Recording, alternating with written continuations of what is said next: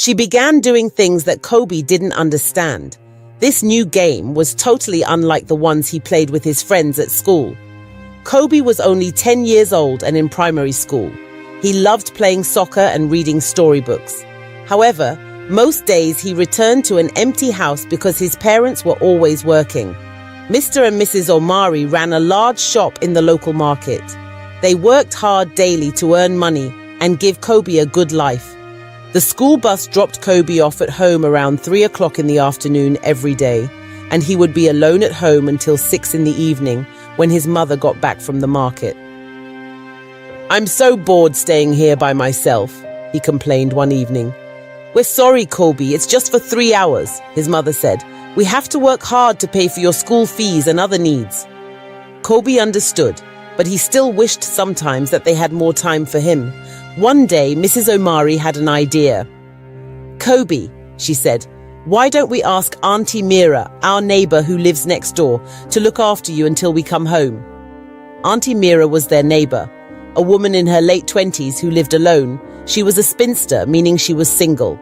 She was always cheerful and kind, so Kobe's parents trusted her. "Okay, Mom," Kobe agreed. He knew Auntie Mira well. She was very nice and often gave him small treats. And with his approval, Kobe started staying at Auntie Mira's house whenever he came back from school. Auntie Mira's home was small but neat. She always greeted Kobe with a plate of food and a warm smile. "Kobe, come and eat. How was school today?" she would often ask. At first, Kobe felt a bit shy. But as time went on, thanks to her jovial personality and sweet stories, he became comfortable. Auntie Mira was exceptionally kind. She would buy cartoons and other fun children's movies for Kobe to watch on her small television. Eventually, she bought for Kobe a Game Boy video game which he loved so much. "Kobe, this is for you," Auntie Miracle said softly, with a warm smile on her face as she handed him the toy for the first time. Kobe was reluctant and shy to collect it at first, but she insisted, stating that, "Kobe, you are the junior brother I never had. I will get anything you want." Kobe thanked her with a heart full of gratitude as he collected the Game Boy. However, from that day, things changed. It all started one Tuesday afternoon after Kobe had returned back from school. While he was with Auntie Mira, she suggested to teach him a new game. "This game is just for both of us, Kobe. Nobody else is allowed to play or know about it," she said softly, almost in a whisper. But Kobe did not understand the game at all. Auntie Mira made him see things and do things way beyond his time. She guided his hand to explore her body, which greatly confused Kobe. Even more confusing for Kobe was the sounds Auntie Mira made and her expressions as she played the supposed game. Midway, he interrupted by saying, "Auntie, I don't like this game." A worrisome and traumatized expression masked over his face. "Don't worry, Kobe. With time you will come to enjoy this game," Auntie Mira assured him. Little by little, this little secret game became a daily routine, one that Kobe despised so much. He was young, tender, and too naive, and he never really understood the look of excitement or pleasure Auntie Mira had whenever they played this supposed game. Over time, Kobe started dreading going to Auntie Mira's house. He will wait long hours in school after the closing bell before returning home. On days like Friday, when the school closes earlier than usual, he will drag his feet slowly on the road in a bid to come back home late. One day, after having yet another game session with Auntie Mira, Kobe felt an urgent need to tell his parents, but he was scared. He couldn't explain why he was scared or felt reluctant to tell them, but he just had the feeling. Eventually that evening, Kobe walked up to his mother in the kitchen. "Mummy, I want to tell you something," he started, with a slow tone, almost in a whisper. "What is it, Kobe?" Mrs. Omari asked, impatience plastered all over her reply as she turned her head swiftly from the kitchen sink. "Mummy, it's about Auntie Mira." Before he could continue, Mrs. Omari cut into his speech midway. "Kobe, Kobe, how many times did I call your name?" she asked with annoyance on her face. "Kobe, your dad and I work hard and tirelessly to give you the best life we can afford. I know we are not always there for you, but Auntie Mira is helping us fill that void for now. Don't worry, you will get to like her and you both will become friends, Mrs. Omari stated as she patted her son on his head. But Mummy... No buts, Kobe, Mrs. Omari cut in. Now return back to your room and do your assignment and don't talk about this issue again. Yes, Mommy, Kobe replied in sadness as he turned and headed out of the kitchen. That night, as Kobe sat in his room, he cried silently because nobody wanted to listen to him. He didn't understand what Auntie Mira was doing to him, and now even his own parents did not have the time for him. But little did he know that his troubles were only getting started. The very next morning when Kobe woke up from sleep, he realized that he had urinated on the bed. Kobe was shocked and tense at the same time. He had stopped bedwetting since he was a toddler, and besides, he did not drink excess water the previous night to warrant such. Could this be as a result of the game Auntie Mira plays with me? Kobe thought as he reminisced. Worse still, he could not tell his parents lest his mother will beat him. She was a strict disciplinarian. Anyways, Kobe managed to hide the mattress and change his clothes before anyone else would notice. But this issue of bedwetting persisted and continued for days. His parents were too busy to notice, but Kobe knew that something was wrong.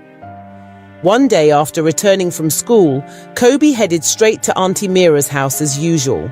Auntie Mira was glad to see him and greeted him with a plate of rice and juice. After a while, when Auntie Mira came to play her game of touching with Kobe, he quickly cut in saying, "Auntie, I don't like your game. It's making me urinate on my bed every day. I don't think I am feeling good." Auntie Mira's expression changed immediately. For a minute, she looked like she was deep in thought, trying to understand what she just heard.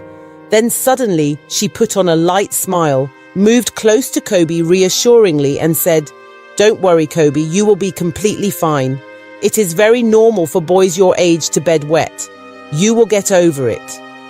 But this did not comfort Kobe at all. He could not explain everything that was happening.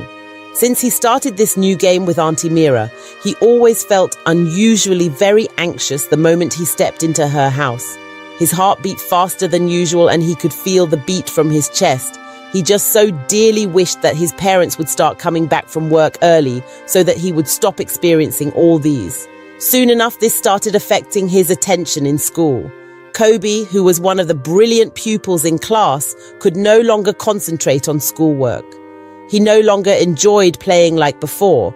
While his friends played in the school field during break time, Kobe would just sit at a corner lost in thoughts, images of Auntie Mira's body flashing all over his mind. His class teacher soon took notice of this newly found behavior from Kobe. Mrs. Enkichi was a loving and easy-to-relate teacher. All the students and pupils loved her for her playfulness and her kindness. But one special skill Mrs. Enkichi had was her gift of observation. Mrs. Enkichi could easily tell when a student was feeling bad or just had a mood swing. This singular trait of hers made her easily associate with the pupils. Mrs. Enkichi had been observing Kobe for a while and knew very well that something was wrong. He used to be a fun, loving and lively boy. Now he was mostly absent-minded and gloomy. After teaching in class one day, she asked Kobe to wait behind and see her at her desk. "Kobe, is anything the matter? You look lost these few days." Kobe stood in front of her desk with his head bowed in shame. He was contemplating whether to tell Mrs. Enkichi or not. He was trying to speak, but the words felt too heavy for him to open up. "No, Ma, everything is fine," Kobe lied after some awkward moments of silence. "Kobe," Mrs. Enkichi started, "if you are facing any personal challenges, feel free to share with me. I am your teacher. I am here to help you both educationally and otherwise." Eventually, she dismissed Kobe, but Auntie Enkichi was not convinced. She had in fact confirmed that Kobe was hiding something too big. He was scared to opening up.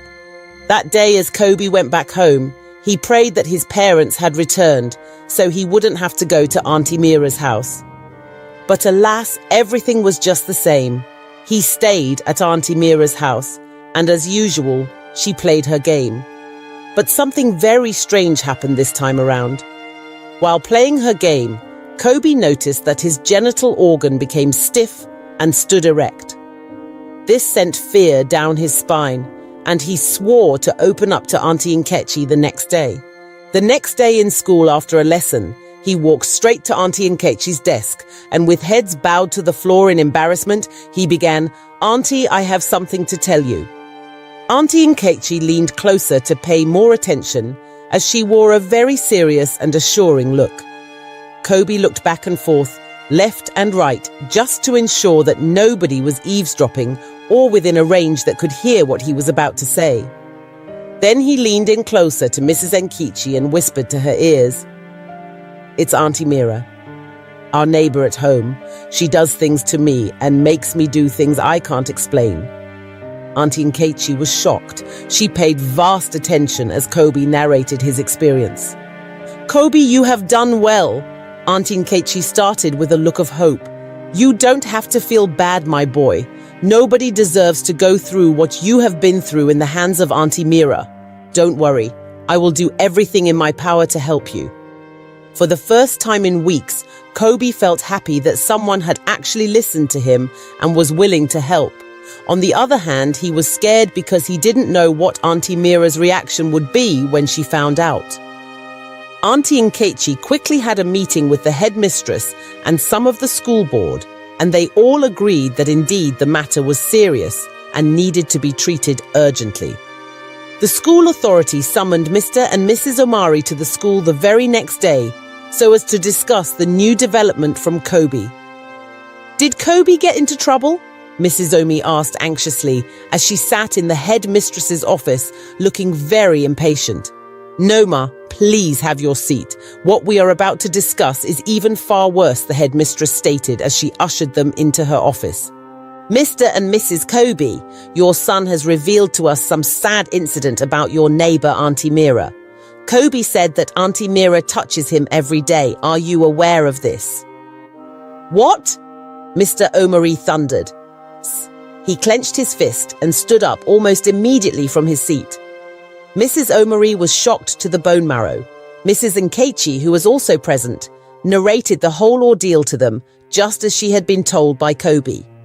After much deliberation and begging, Mr. Omari finally agreed not to take matters into his own hands, but to involve the necessary agencies involved in such crimes. That day, as school closed, Mrs. Omari came to the school herself to pick up Kobe and take him back home. "Kobe, I am very sorry for not paying attention to you when you wanted to share your struggles with me. I was carried away with work, failing to pay attention to my own flesh and blood. Don't worry, your dad and I have things sorted out. You will feel confident again," she added as a tear crawled down her face. That evening, Auntie Mira received a heavy knock on her door.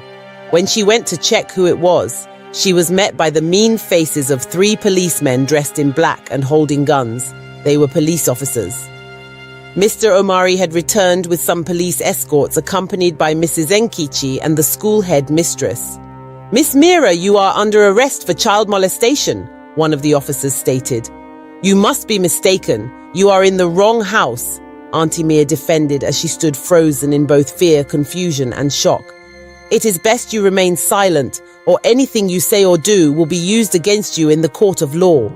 The same policeman with handcuffs interrupted as arrested Auntie Mira and cuffed her hands. Meanwhile, Kobe was too scared to go outside. He stayed back in his room and watched the entire event unfold from the window in his room. He heaved a huge sigh of relief as he watched Auntie Mira being put in the police van and led out of the compound. From that day henceforth, Kobe's parents started paying more attention to him. They took turns to come pick him from school daily and stay with him at home. At school, Auntie Nkechi kept a close eye on him and assured both him and other students to speak up whenever they were in trouble or needed help from adults. But the bedwetting did not stop yet. The therapist Kobe had been visiting had assured his parents that he would eventually get over it as time went on, and he healed from the trauma slowly. Hi guys, thanks for watching this story. Want a massive shout out in our next upload. Kindly comment on a lesson you learnt from the story and the country you are watching us from. big thanks to you all.